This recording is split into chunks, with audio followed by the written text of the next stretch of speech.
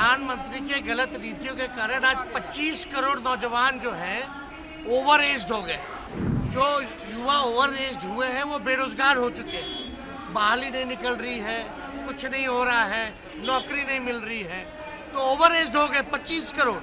अग्निवीर योजना भी जो इन्होंने बनाया है, यानी 22 साल में रिटायर्ड, तो उसके बाद नौजवान क्या करेगा?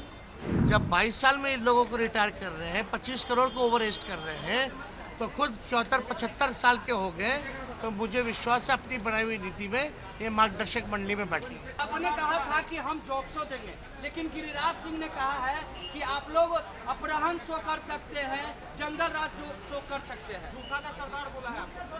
देखिए, बेकार की बातों का, बिना तर्क की बातों का हमारे पास समय नहीं है कि फालतू के डिस्कशन में हम भाग लें, है ना? कोई गंभीरता है नहीं, कुछ भी मुंह में आया बोल देना है ना?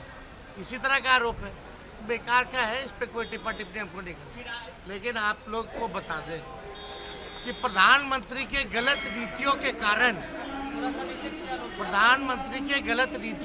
आज 25 करोड़ नौजवान जो हैं ओवर एज हो गए।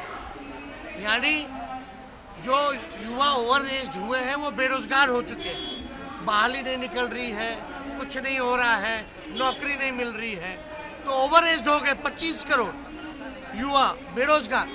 यानी 25 करोड़ जो ओवर एज हुए हैं उनके भविष्य के साथ खिलवाड़ किया गया। और 25 करोड़ जो संख्या है वो मामूली संख्या नहीं है। और प्रधानमंत्री जी ने खुद नीति बनाई थी कि 75 साल के बाद जो है मार्गदर्शक मंडली में लोग जाएंगे। तो हमको विश्वास है कि अपने बनाए हुए नीति में प्रधानमंत्री मार्गदर्शक मंडली में जाए, है ना? और दूसरी बात, अग्निवीर योजना भी जो इन्होंने बनाया है, यानी 22 साल में रिटायर्ड, तो उसके बाद नौजवान क्या करेगा? तो इसलिए ये गंभीर मसला है।